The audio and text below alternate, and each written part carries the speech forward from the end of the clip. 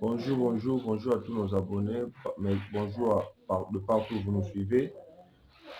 Nous sommes encore très contents d'être devant vous pour vous informer sur l'actualité politique de l'heure, sur ce qui se passe en République démocratique du Congo. C'est moi, votre humble serviteur Christian Kalemba, présentateur de cette émission où nous avons toujours eu ce plaisir-là d'être devant vous pour vous informer sur l'actualité politique de l'heure. Avant que nous puissions annoncer les sujets que nous allons développer aujourd'hui, nous demandons à ceux qui ne sont pas encore abonnés de pouvoir s'abonner massivement, d'aimer la vidéo, de partager, surtout de suivre la vidéo jusqu'à la fin parce que tout ce que nous annonçons, nous les développons à l'intérieur de cette émission au développement. Sans plus tarder, nous allons annoncer ce que nous allons parler aujourd'hui. Et n'oubliez pas aussi de nous parvenir vos commentaires, essayez d'un peu de nous corriger là où il y a peut-être des erreurs, que nous puissions améliorer notre façon de vous communiquer et de vous informer. Nous parlerons aujourd'hui des nominations qui vient d'être faite par le président de la République, Félix Antoine Tshisekedi Tshilombo, où nous avons vu la nomination du général John Tshubangou. Nous parlerons de John Tshubangou ici. Nous parlerons également du remplacement du général Yav, qui a été remplacé à la 3e zone de défense comme commandant. Nous parlerons également de ces consultations menées par Joseph Kabila dans sa ferme de Kachamate. Avec quel but? Quelles sont les personnes qui sont invitées? Nous parlerons ici également. Nous parlerons de ce voyage du président de la République, Félix Antoine Tshisekedi Tshilombo, qui a voyagé à Londres. Nous parlerons pourquoi, nous le disons, nous allons le dire ici. Pourquoi est-ce qu'il a voyagé? Pourquoi il s'est rendu à Londres? Nous allons en parler ici. Nous parlerons également de ce conflit entre Teke et Akaou. Nous avons vu certaines personnes arrêtées, au nombre de 83 personnes encore arrêtées, qui sont les auteurs de violences et des massacres qui se sont commis à Kwamutu, dans le Maïndombe. Nous parlerons ici et nous donnerons l'identité des personnes qu'on a arrêtées. Nous parlerons également de cette réponse du gouvernement congolais sur la position ou la proposition de M23 sur un dialogue franc et direct avec le gouvernement congolais. Nous parlerons de ce que le gouvernement a pu décider, a pu prendre comme décision pour que non, les processus de paix de Nairobi et de Luanda puissent aboutir. Nous parlerons de ça aujourd'hui dans cette émission. N'oubliez pas de vous abonner, surtout abonnez-vous massivement sur la chaîne. Nous faisons des efforts pour vous informer, pour vous prendre des informations. Abonnez-vous sur la chaîne, activez la cloche de notification pour ne rien manquer de nos actualités politiques et partagez la vidéo, aimez la vidéo, suivez la vidéo jusqu'à la fin pour que vous soyez informés sur l'actualité politique de l'heure. Nous allons commencer avec notre premier sujet où nous avons vu, il y a eu une série des ordonnances promulguées par le président de la République, Félix Antoine Tshisekedi Tshilombo, où nous avons vu des changements profonds au sein de FARDC, où il y a eu des changements. Le président Tshisekedi a fait des changements au sein de FARDC. Nous avons vu l'entrée en jeu de celui que nous appelons John Tshubangou, le fameux John Tshubangou que tout le monde connaît, qui a été d'ailleurs arrêté parce qu'il a été loyal à la République démocratique du Congo, où il avait refusé d'entrer dans le petit jeu du régime passé et il était resté ferme, toujours servi sous les drapeaux, et on avait créé des cabales contre lui pour qu'il soit jeté en prison. Maintenant, aujourd'hui, tellement que la vérité est têtue, le fameux général John Tshubangou est maintenant promis, nommé par le président Félix Antoine Tshisekedi Tshilombo comme commandant.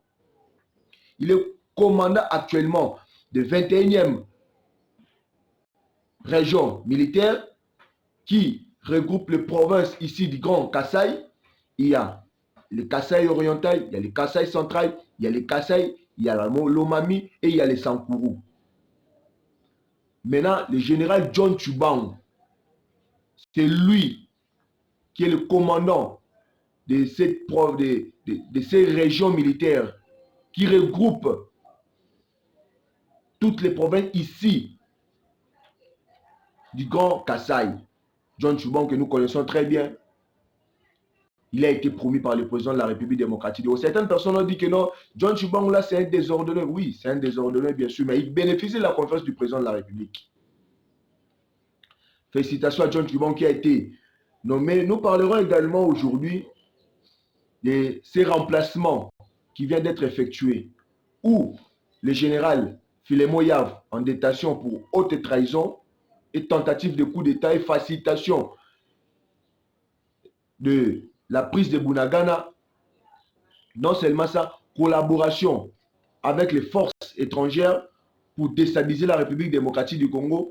Il a été le commandant de la 3e zone de défense qui regroupe toutes les provinces de l'Est de la République démocratique du Congo. Il y a le Nord Kivu, le Sud Kivu, l'Ituri, il y a la province du Maniema et la province du Chopo.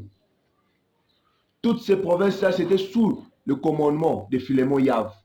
Et Filemon Yav en avait profité pour trahir la République démocratique du Congo, où il était en contact permanent avec James Kabarebe, qui est le conseiller spécial en matière de sécurité de Paul Kagame, pour enfin déstabiliser la République démocratique du Congo. Il a été utilisé pour faciliter l'entrée de M23 au traversé jusqu'à Goma pour prendre Goma, afin d'imposer au gouvernement congolais, au gouvernement central, une négociation où ils vont imposer à la RDC, au gouvernement congolais, des revendications que tous les Congolais s'est toujours opposés.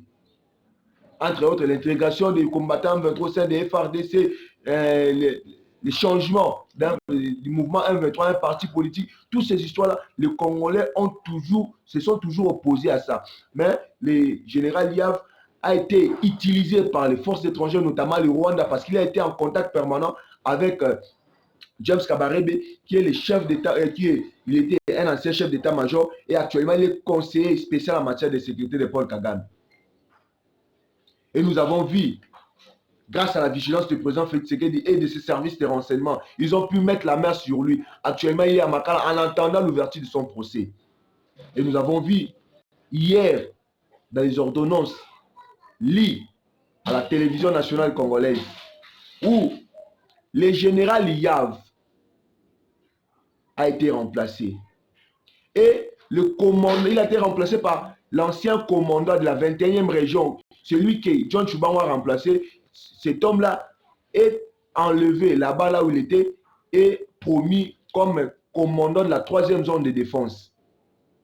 Et son nom, c'est Marcel Mbangu Machita, le nouveau commandant de la 3e zone de défense qui remplace le général Filemon Yav en détention. Félicitations à ce grand général Marcel Mbangu Machita qui a remplacé Filemon Yav à la 3e zone de défense.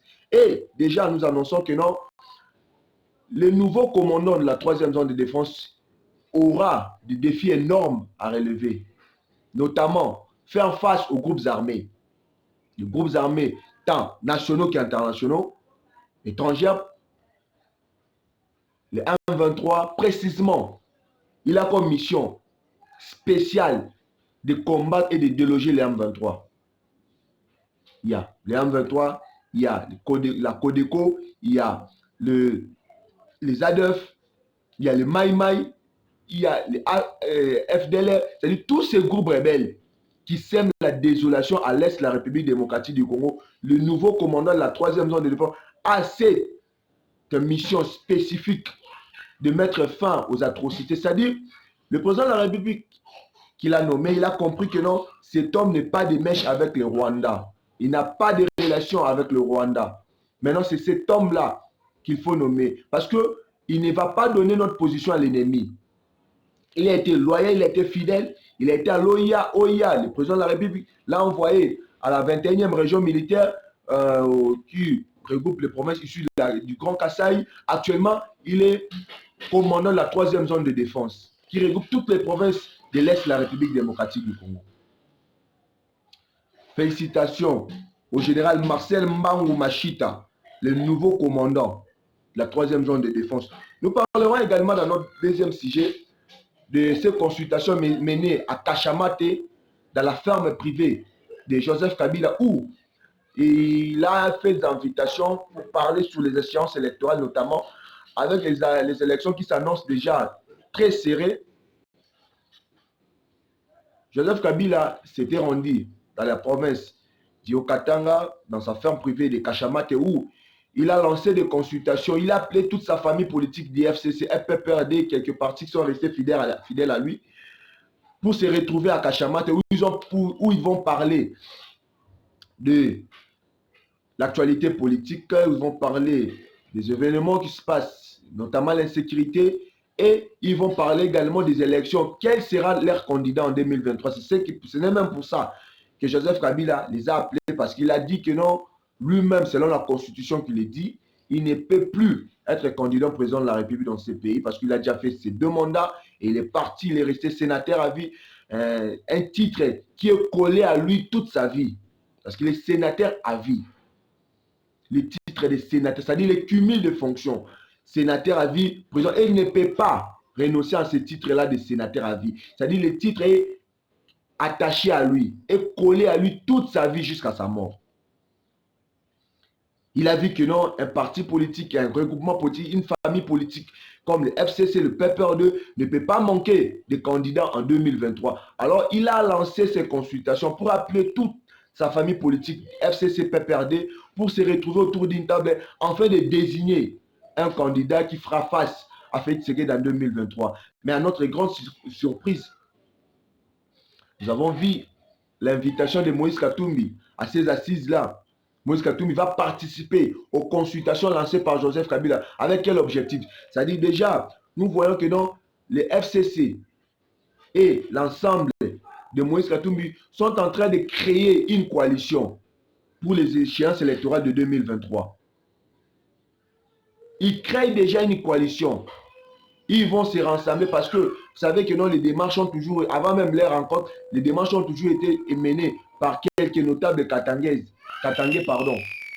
qui ont mené ces consultations, ces rapprochements pour qu'en fait ces 2 personnes puissent se rencontrer autour d'une table, se demander des pardons. Et enfin, nous voyons que non, les consultations lancées par Joseph Kabila, Moïse Katumbi s'est présenté là. Il a participé aux consultations. Il va participer aux consultations parce que parmi les invités, Moïse Katumbi aussi fait partie. Peuple congolais devant être vigilant. Lorsque les soi-disant Congolais qui ont des loyautés partagées essaient de se rassembler avec un seul objectif, de détruire la République démocratique du Congo, nous, peuple congolais, nous qui avons que la République démocratique du Congo comme pays, nous n'avons pas un autre endroit où aller, nous devons protéger notre pays. Parce que si aujourd'hui ça bardait en République démocratique du Congo, ces autres-là qui ont des loyautés partagées, ils ont leur pays d'origine, ils vont rentrer chez eux. Alors nous, qui avons que le Congo comme pays, qu'est-ce que nous allons devenir? Nous voyons ce qui se passe actuellement en Libye. Après que les Occidentaux ont manipulé la population pour tuer le président Kadhafi, actuellement nous voyons le pays est dans une instabilité incroyable. Tous les processus de paix lancés en Libye, ça ne réussit pas. Pourquoi? Parce que le fondement a été toujours très mauvais. Alors, les consultations, nous attendons des informations, nous allons vous informer sur ce qui a été décidé dans ces consultations lancées par Joseph Kabila, où il a invité Moïse Katumbi comme participant de ces consultations. Parce que nous savons déjà que non, les FCC n'ayant pas de candidats crédibles et forts qui peuvent faire face à Félix Tshisekedi, ils vont aller chercher Moïse Katumbi pour qu'il puisse être leur candidat, afin d'être challenger de Félix Tshisekedi dans 2020. Malgré que Moïse Katumbi aussi ne pèse pas, mais ils vont quand même chercher Moïse Katumbi pour essayer de coaliser, unir leurs forces pour combattre Félix Tshisekedi en 2023. Chose déjà voir en échec parce que nous voyons la popularité de Félix Tshisekedi avec toutes ces réalisations. Félix Tshisekedi a un deuxième mandat sûr et certain. Nous parlerons également de ce voyage du président Félix Antoine Tshisekedi Tshilombo qui a voyagé hier lundi, il a voyagé à Londres pour aller participer à une rencontre annuelle.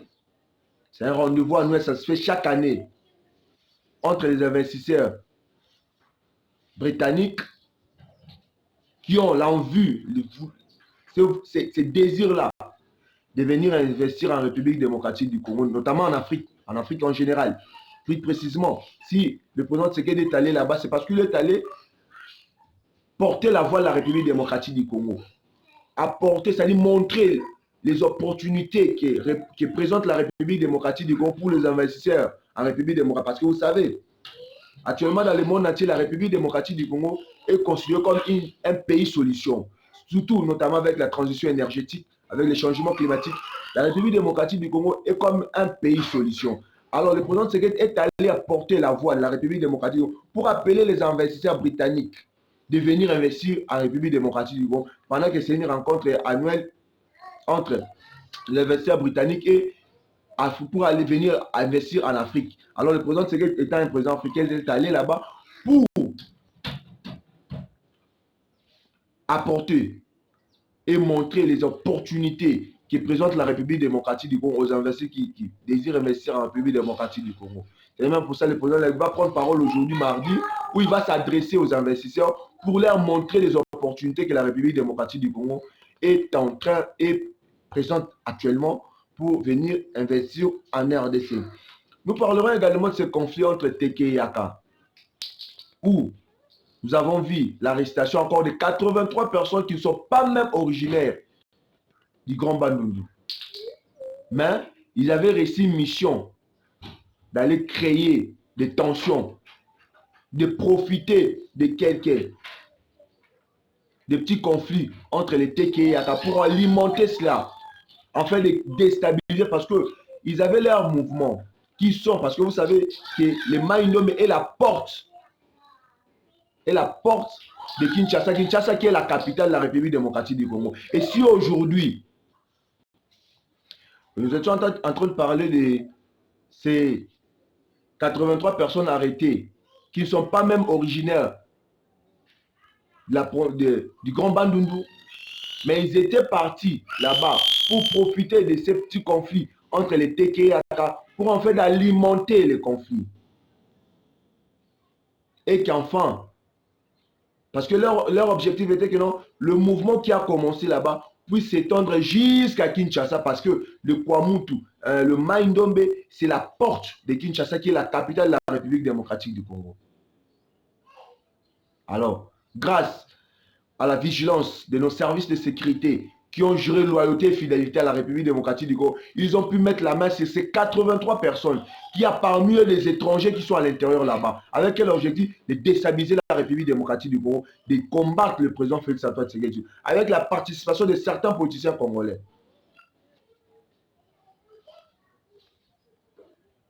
Enfin, nous allons parler de ces réponses du gouvernement congolais par rapport à la demande de M23 qui ont sollicité un dialogue franc et direct avec le gouvernement congolais. Le porte-parole du gouvernement et ministre du Média, Patrick Mouyaya, a répondu directement au M23 par rapport à ce qui a été décidé au sein du gouvernement, parce que le porte-parole du gouvernement ne veut pas venir dire ce que lui pense, mais il dit ce que le gouvernement a décidé. Alors le gouvernement a décidé que non, il n'y a plus question de négocier avec la M23.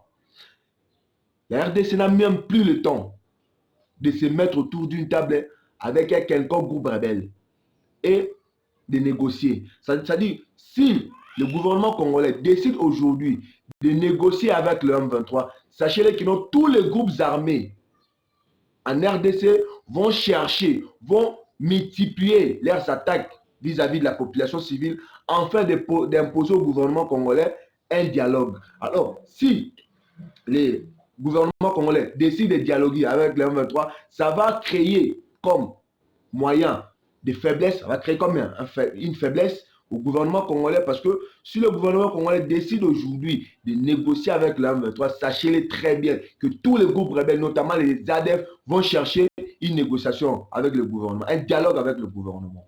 Alors le pays sera fragilisé. Le pays de Félix Tshisekedi ont choisi la voie diplomatique et militaire.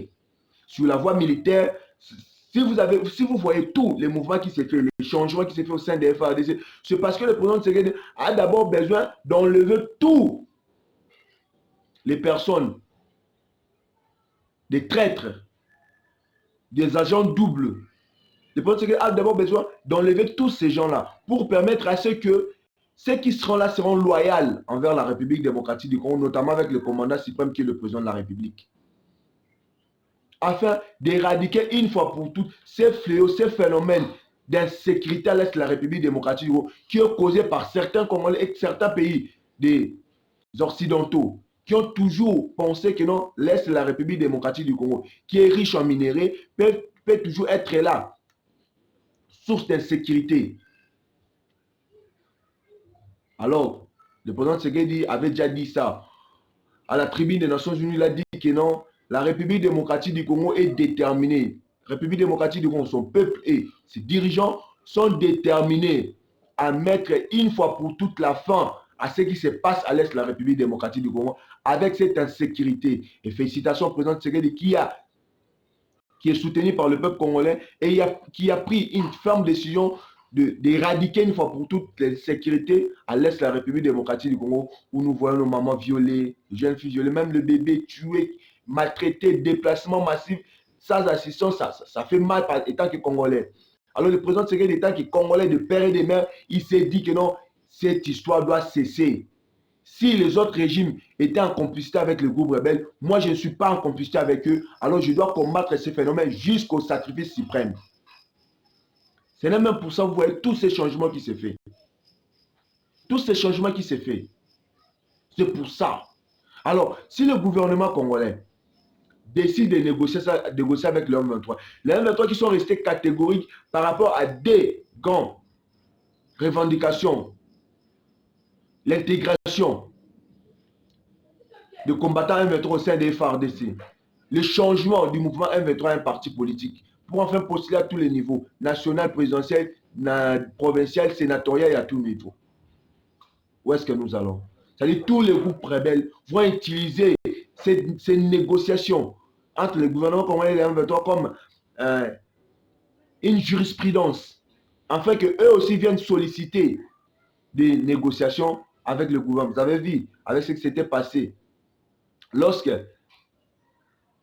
Anitouri, à la prise du pouvoir de Félix Tshisekedi, avait négocié avec le groupe d'autodéfense qui avait pris les armes, c'est des compatriotes qui ont pris les armes pour se défendre parce qu'ils avaient vu l'incapacité, l'impuissance du régime passé. Non, Tshisekedi, quand il est arrivé au pouvoir, il a dit que non, vous avez déjà fait de votre part, vous avez déjà défendu le pays. Mais je ne veux pas que non, ces mouvements puissent continuer parce que nous sommes venus avec la détermination de mettre fin sur ça. Alors, qu'est-ce qu'on doit faire? Il faut que vous déposiez les armes. Vous essayez